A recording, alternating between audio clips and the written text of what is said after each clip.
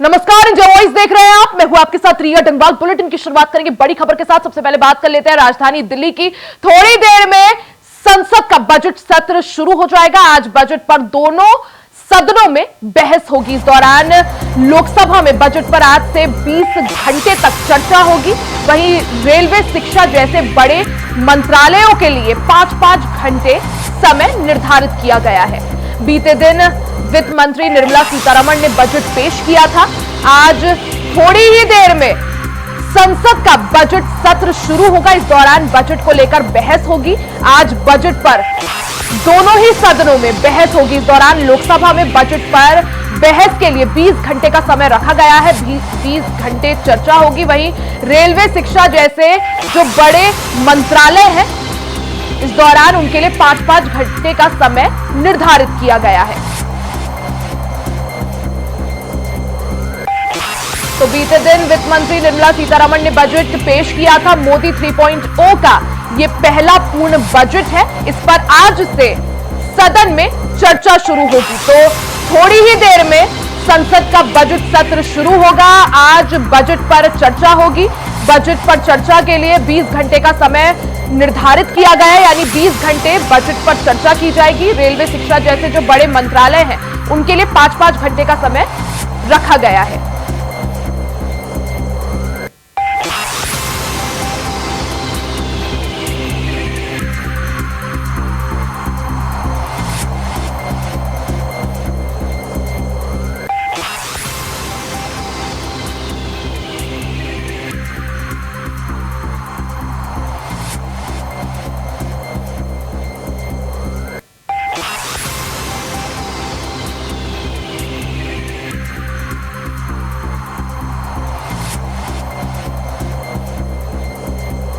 तो आपको लाइव तस्वीरें दिखा रहे हैं सीधा संसद में किस तरह से कार्रवाई चल रही है, बजट पर चर्चा चल रही है, वो आपको सुनवाते हैं।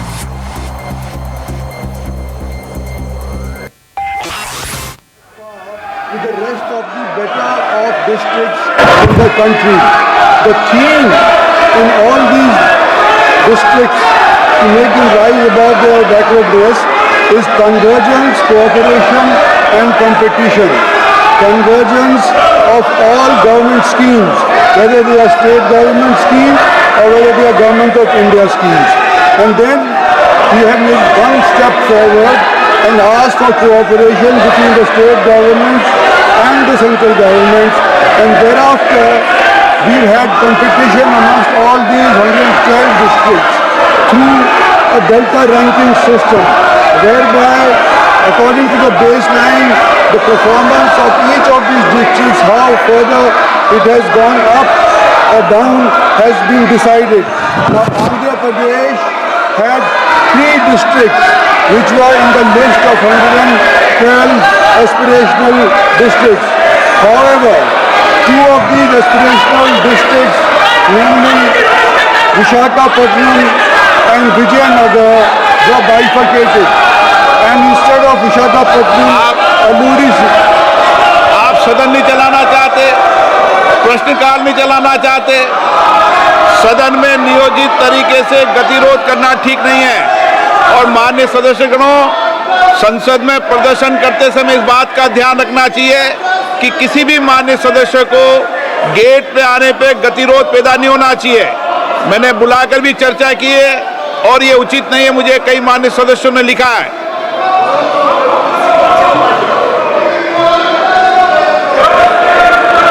स्पीकर महोदय, आपने जो अभी रिमार्क किया है, कई मेंबर्स ऑफ पार्लियामेंट ने हमको भी अप्रोच किया है कि ये जो मेन पार्लियामेंट का द्वार है, नहीं मुझे लिख के दिया है, लिख के दिया मुझे, और आपका संज्ञान में भी आया है, मुझे भी बताया गया है। और दूसरी बात सर, आज क्वेश्चन आवर में जो हमारा अपोजिशन एमपीज ने जो किया है वो निंदनीय है। ऑल पार्टी मीटिंग में सर, ऑल पार्टी मीटिंग में सारा पॉलिटिकल पार्टीज के फ्लोर लीडर ने कहा हाउस अच्छा से चलना चाहिए, नियम से चलना चाहिए, सबने कहा। फिर सदन में आकर के इस तरह से डिस्टर्ब करना, क्वेश्चन आवर का डिस्टर्ब करना, ये ठीक नहीं है सर। सदन में मैं व्यवस्था दे रहा हूं कि प्रश्नकाल में न प्रतिपक्ष न सत्ता पक्ष की तरफ से किसी को भी बोलने की इजाजत नहीं होगी। केवल प्रश्नकाल में प्रश्नकाल ही चलेगा। ये व्यवस्था है। Second supplementary. Sir, thank you very much, Speaker, sir. Sir, in this minister's reply stated, for especially Andhra Pradesh, only 34 crores has been sanctioned. Out of that, only 49 lakhs only has been spent, sir. What is the reason also, I would like from the Honorable Minister, and not only that, sir, I requested him also whether this 50 crores is going to be increased later, because 50 crores is a very small amount for a district, for a development, sir. And moreover, sir, one more thing also, whether this, the Prakasam district declared by Honorable Prime Minister with at the instance of my leader, Honorable CM Chandrababu Naidu Garu, that when will it start also operationally, whether they are going to take it up with the existing aspirational districts list also. Sir, I was trying to make the honorable member understand that aspirational districts are not given funds.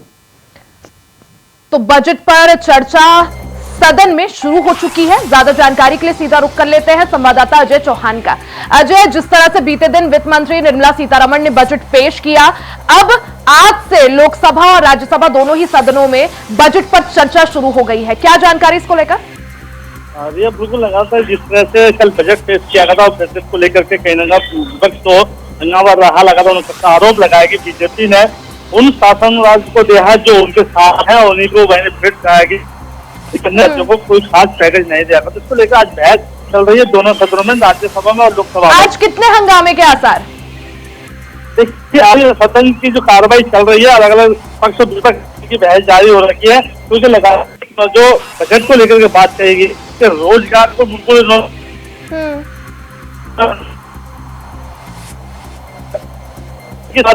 गठबंधन में सरकार है, उन दो राज्यों को ज्यादा benefit दिया गया, अन्य को नहीं। तो मैं देखा होगा कि जैसे कि कांग्रेस लगातार हमलावर हो रही है, अब जो उनके साथी और लोग हैं वो क्या उनके साथ रहेंगे, लेकिन लगातार सदन के अंदर बहस चल रही है। अब देखना होगा कि सदन की कार्रवाई कितनी और चलेगी, लेकिन क्योंकि लगातार वहाँ पर दोनों तरफ से बहस जारी है। वहीं साथ ही अजय, जिस तरह से हमने देखा लगातार विपक्ष जो है कई सारे मुद्दों पर, और खासकर जिस तरह से बजट कल पेश किया गया, बजट को लेकर भी केंद्र सरकार पर हमलावर नजर आ रहा है। आज किन किन मुद्दों पर घेरने की यहाँ पर कोशिश? क्या नीट को लेकर भी कुछ हंगामे के आसार? देखिए सदन के अंदर लगातार कल भी नीट को लेकर के, नीट पेपर लीक को लेकर के चर्चा की गई थी। वहीं अगर बात करें तो रेलवे को भी लेकर चर्चा की गई और शिक्षा को लेकर के बात की गई है। तो देखिए कहीं ना कहीं मुद्दे जो मेन मुद्दे सरकार के चुनावों में रहे, उसको लेकर की उम्मीद थी बजट में कहीं ना कहीं कुछ इनको बेनिफिट मिलेगा, लेकिन राज्य सरकारों को कुछ खास पैकेज देखने को नहीं मिल रहा। तो उसको लेकर लगातार विपक्ष जो हमलावर, क्योंकि इस बार विपक्ष लगातार मजबूत है और विपक्ष का कहना है कि हम देश की जनता के साथ अन्याय नहीं होने देंगे, हम लगातार उनके हक की लड़ाई लड़ते रहेंगे। मोदी सरकार को इसमें कुछ करना पड़ेगा। जो बजट है बिल्कुल बेकार बजट है, किसी बार से ज्यादा बेकार बजट। तो ऐसे सांसद जो कांग्रेस के हैं, वही बात कर लें समाजवादी पार्टी के सांसद, वो इस पर विरोध करते आ रहे हैं। अब देखना है कि सदन के अंदर जिससे हंगामा कट रहा है, अब क्या उस कार्रवाई पर कोई कार्रवाई की जाएगी या नहीं, ये तो अभी सदन के बाद ही पर। बिल्कुल, क्योंकि अब की बार विपक्ष जो है काफी मजबूत स्थिति में, और यही वजह की जमकर हर मुद्दे को लेकर सरकार को घेरने की कोशिश भी यहां पर की जा रही है। वहीं अजय, जिस तरह से गृह मंत्री अमित शाह हो, प्रधानमंत्री नरेंद्र मोदी और बीजेपी शासित राज्यों के जो मुख्यमंत्री हैं, वो जहां एक तरफ बजट की सराहना कर रहे हैं, बजट को देश हित में बता रहे हैं, वहीं विपक्ष जो है बजट को लेकर जमकर केंद्र को घेर भी रहा है और लगातार इस पर सियासत जो है लगातार जारी है। देखिए बिल्कुल ये बताते हैं कि पक्ष हो या विपक्ष हो, लगातार जब कुछ मामला सामने आता तो एक दूसरे पर फिर से आरोप लगाए जाते हैं, लेकिन ऐसे में जनता का क्या भला होगा ये देखने वाली बात होती है। तो महंगाई का क्या होगा, जो इस समय महंगाई चरम पर है, जो बेरोजगारी है वो कहाँ जाएगी।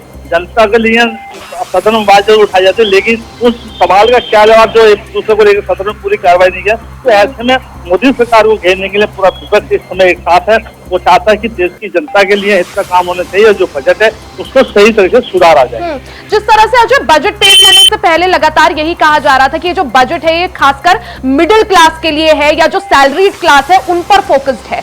अब अगर जनता की बात करें, जनता के किस तरह के रिएक्शन सामने आ रहे हैं, जनता का क्या कुछ कहना है? जनता फिलहाल बजट से कितनी संतुष्ट दिखाई दे रही है या फिर असंतुष्ट है?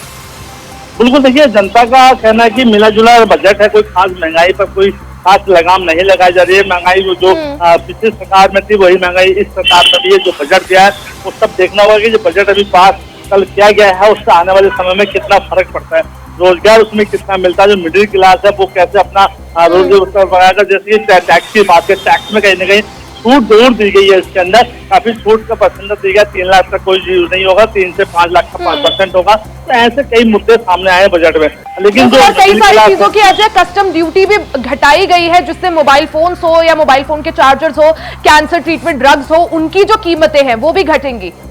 लेकिन उसके अंदर साथ बताता है जिस तरह से ये चीजें हैं नॉर्मल चीजें होती है, लेकिन आदमी को रोजी रोटी होता है, कमाना होता है, जो घर चलाना होता है वो सबसे महंगाई होता है, क्योंकि दाल चीनी आटा चावल सब महंगाई के क्रम पर होता है। तो इसको क्योंकि मोबाइल और चार्जर और डाटा चावल ये अलग अलग प्लास्टिक है। अब सोना पे महंगाई कम कर दी गई है, इलेक्ट्रिक गाड़ियों पे महंगाई कम कर दी है, लेकिन गरीब और मिडिल क्लास लोग इन चीजों को नहीं खरीद पाते। बिल्कुल, यानी कुल मिलाकर जनता के बीच मिले जुले रिएक्शन बजट को लेकर सामने आ रहे हैं। हालांकि आज से सदन में बजट को लेकर चर्चा जो है वो शुरू हो गई है। हालांकि किस तरह से विपक्ष केंद्र सरकार को घेरने की रणनीति यहां पर बनाता है और उसको अमल में लाता हुआ दिखता है, उस पर सभी की निगाहें रहेंगी। अजय, बहुत बहुत शुक्रिया तमाम जानकारी के लिए। बात लखनऊ की कर लेते हैं। लोकसभा चुनाव के नतीजों से कांग्रेस काफी ज्यादा उत्साहित है। उपचुनाव के साथ विधानसभा के आम चुनाव पर अब कांग्रेस की नजर है। लोकसभा चुनाव के परिणामों के बाद कांग्रेस अब अपनी रणनीति बनाने में जुट गई है। कांग्रेस ने यूपी में 5 पॉइंट प्लान तैयार किया है, जिसमें आरक्षण, बेरोजगारी, महंगाई के मुद्दों को धार देगी। कांग्रेस किसानों की स्थिति के मुद्दे को भी धार देने की कोशिश करेगी। यानी अब जिस तरह से लोकसभा चुनाव में कांग्रेस ने बढ़त हासिल की, कांग्रेस का प्रदर्शन काफी अच्छा रहा, उसको देखते हुए अब आत्मविश्वास से भर गई है कांग्रेस। और यही वजह है कि अब 2027 विधानसभा चुनाव और उपचुनाव पर कांग्रेस की निगाहें हैं। लोकसभा चुनाव के नतीजों के बाद अब कांग्रेस की निगाहें उपचुनाव के साथ ही उत्तर प्रदेश में 2027 में होने वाले विधानसभा चुनाव पर भी है। और इनकी तैयारियों में, इन आगामी चुनावों की तैयारियों में कांग्रेस पूरे जोर शोर से जुट गई है, रणनीति बनाने की तैयारी कर रही है। इस दौरान कांग्रेस ने यूपी में 5 पॉइंट प्लान तैयार किया है, जिसके तहत आरक्षण, बेरोजगारी, महंगाई और किसानों के मुद्दे को कांग्रेस और ज्यादा धार देगी। –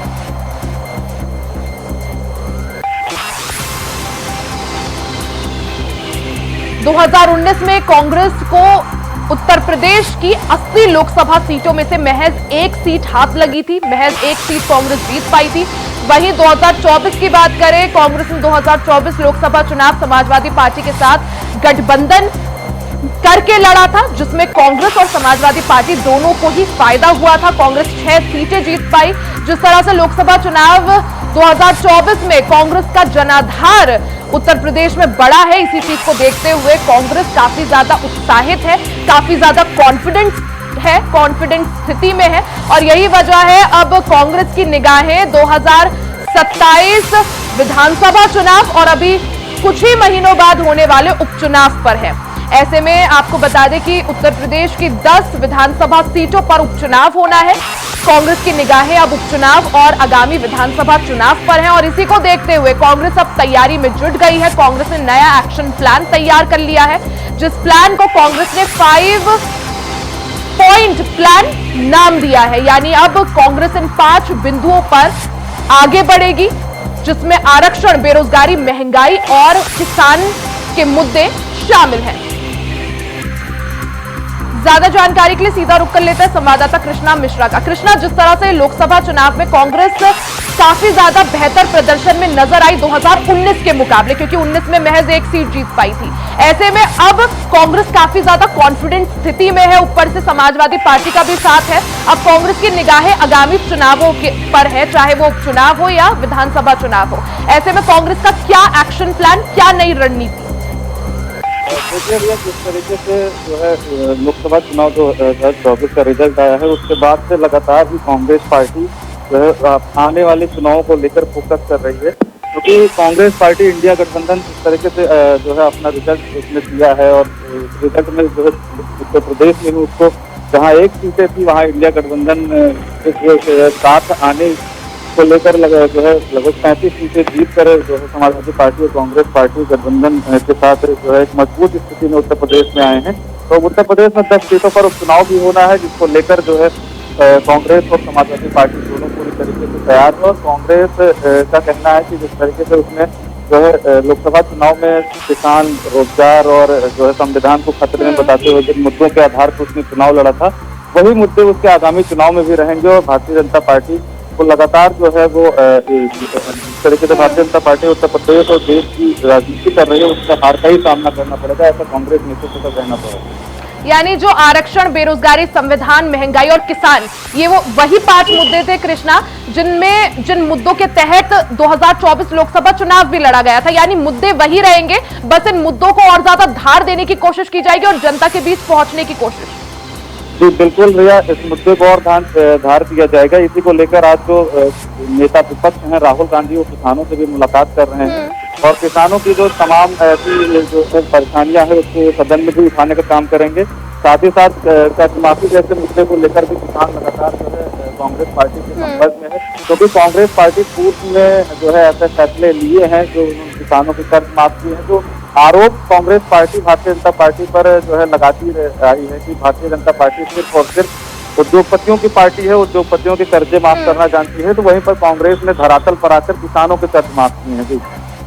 जी बिल्कुल, यानी तैयारियां पूरी हैं और अब रणनीति बनाने का दौर जो है वो शुरू हो गया है, मंथन का दौर शुरू हो गया है। वहीं संगठन को और ज्यादा मजबूती किस तरह से दी जाएगी, उसके लिए क्या कुछ तैयारियां, उसके लिए क्या कुछ कदम और कार्यक्रम? देखिए रिया, कांग्रेस पार्टी के जो उत्तर प्रदेश के सभी जिला अध्यक्ष हैं, उनके संपर्क में जो है कांग्रेस पार्टी का राष्ट्रीय नेतृत्व लगातार है। और जिस तरीके से कांग्रेस पार्टी 1 सीट से 7 सीट पर उत्तर प्रदेश में पहुंची है, तो उत्तर प्रदेश में 10 सीटों पर उपचुनाव भी होना है, जिसको लेकर कांग्रेस की नजर 2 से 3 सीटों पर है। अब देखने वाली बात यह होगी कि जो समाजवादी पार्टी है वो कांग्रेस पार्टी को कितनी सीट देती है और क्या सीट शेयरिंग का कैसा फॉर्मूला रहता है। लेकिन कांग्रेस पार्टी संगठन को अपने उत्तर प्रदेश में और मजबूत करने की स्थिति लगातार बना रही है। और कांग्रेस पार्टी के जो उत्तर प्रदेश के जो प्रदेश अध्यक्ष हैं, उनका भी साफ तौर पर कहना है कि जो 2024 के लोकसभा चुनाव के बाद जो उपचुनाव होना है, उपचुनाव में भी इंडिया गठबंधन एक दूसरे के साथ ही चुनाव लड़ेंगे। और जो कांग्रेस पार्टी और समाजवादी पार्टी का जो परफॉर्मेंस लोकसभा चुनाव में रहा है, एज इट इज परफॉर्मेंस 2024 के लोकसभा चुनाव के बाद चुनाव में भी आने वाला है, जिसको लेकर लगातार कृष्णा, जिस तरह से 2017 विधानसभा चुनाव में कांग्रेस और समाजवादी पार्टी ने साथ मिलकर चुनाव लड़ा था, लेकिन ज्यादा कुछ कमाल कर नहीं दिखा पाए थे।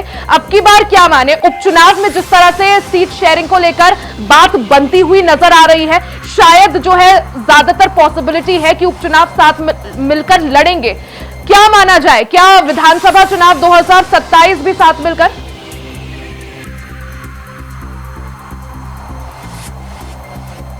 ठीक है, आपको रोकूंगी कृष्णा, सीधे आपको राज्यसभा लिए चलते हैं, जहां वित्त मंत्री निर्मला सीतारमण संबोधित कर रहे हैं। क्या कुछ कह रहे हैं आपको सुनवाते हैं।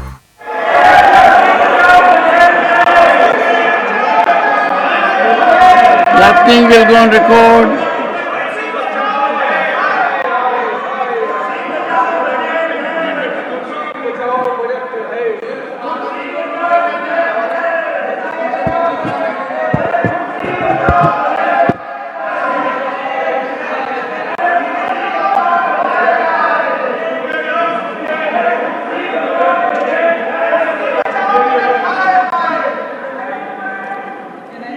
No.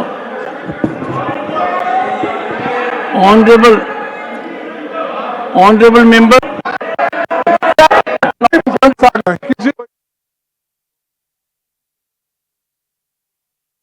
तो उसी बेटी के बराबर हैं।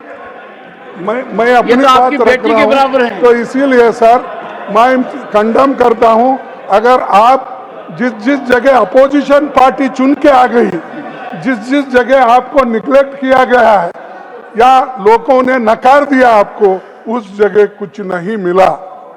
और लोग अगर ऐसा आप करते गए, अगर बैलेंस नहीं होगा, डेवलपमेंट कैसा होगा? You made your point, sir. आज आपके साथ है, कल लोग वो दूसरों के साथ हो गए। You made ये your तो point. लोग Honorable अलग Finance Minister. समय में अलग अलग से Honorable करते Finance हैं, Minister. इसीलिए मैं इसका खंडन करता Honorable Finance हूँ। Minister. हम सभी पार्टी के लोग इसको कंडम करते हैं, इस टाइप के एटीट्यूड के लिए।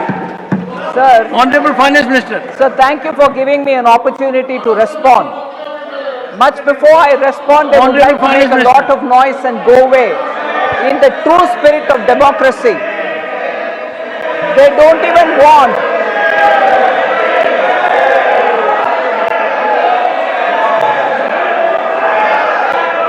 Sir, it's a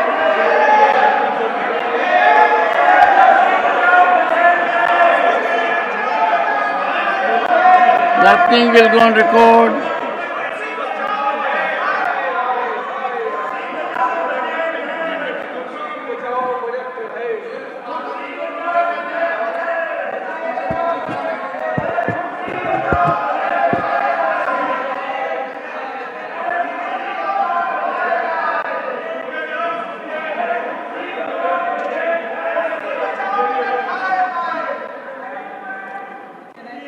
No.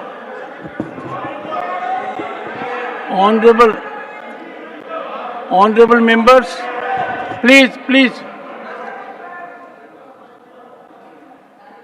Honorable members, discussion on the budget was listed today. And I gave floor to the leader of the opposition in expectation that rules will be followed. I find it has been used as a ploy and a strategy.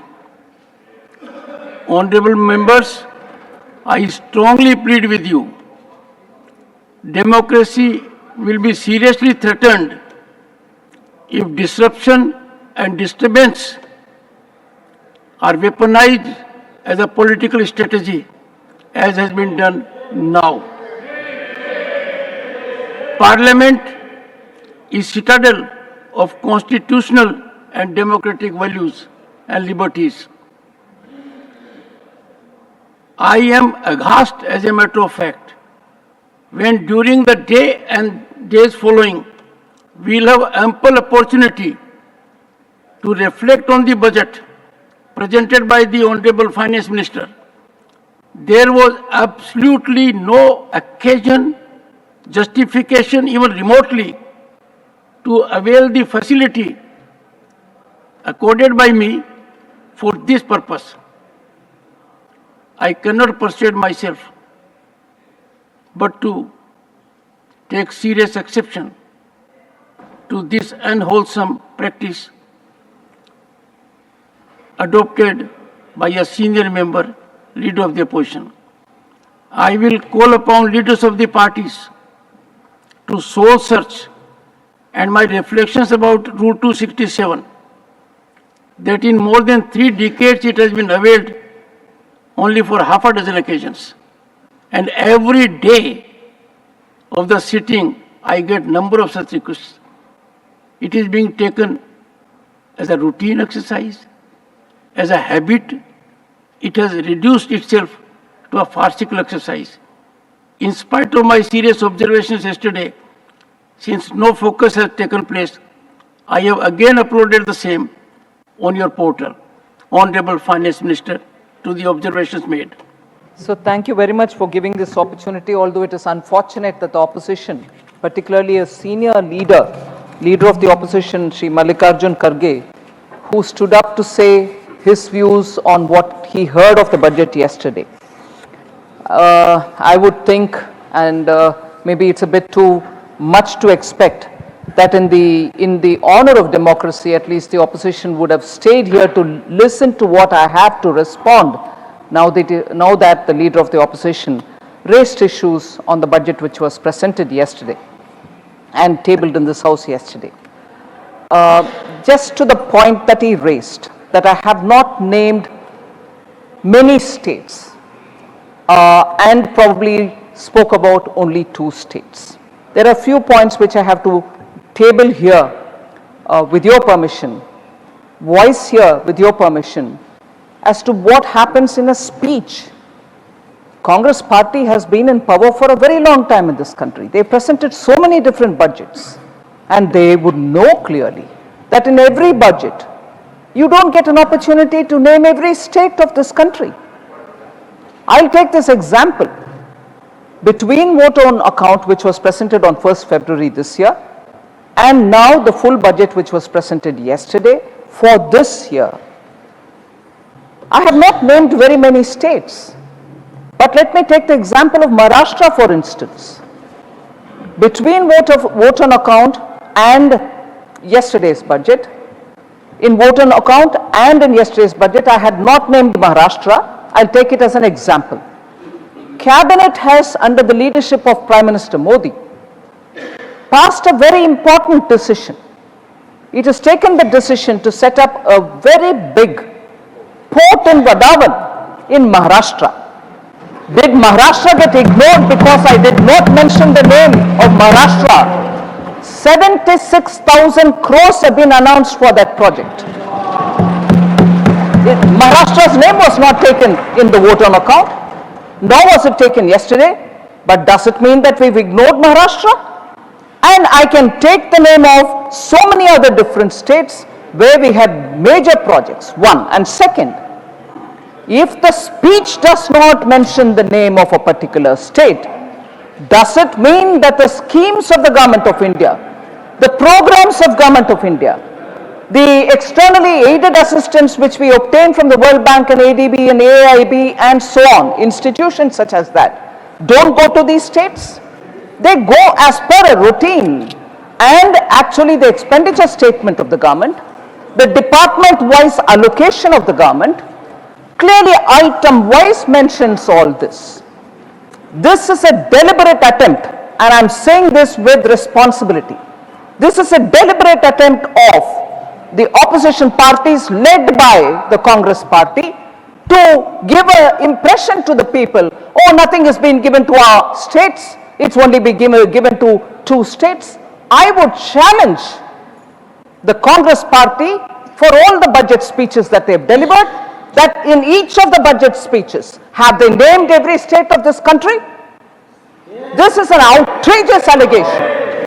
This is an outrageous allegation, and now that they've come here, now that the TMC has come here, I would like to say, now that there's a member trying to disrupt me, I would like to say, sir, even the schemes which have been given to Bengal, Thank you, even the schemes, Chairman sir, you should allow me to say this. Even the schemes which have Nothing been will go on allocated record to and no Bengal, shout. Mr. Saket, sir, don't you play. asked me to No, speak. please don't shout. You Don't have shout, asked don't me shout. to speak. This is not a shouting place. Is it a shouting place? Dr. John Bitas, Priyanka Chaturvedi, even You senior asked member me to Dora speak, Singh. sir. No. Please, no. Take your seat. Oh, Sir, let me just finish, sir. I hope I'll be allowed Honorable to members, finish. one second. Take your seat. Take your seat. Take your seat. Take your seat. Take your seat. Please take your seat. Take your seat. Take your seat. Take your seat. Honorable members, please take your seat. One second, ma'am. One second.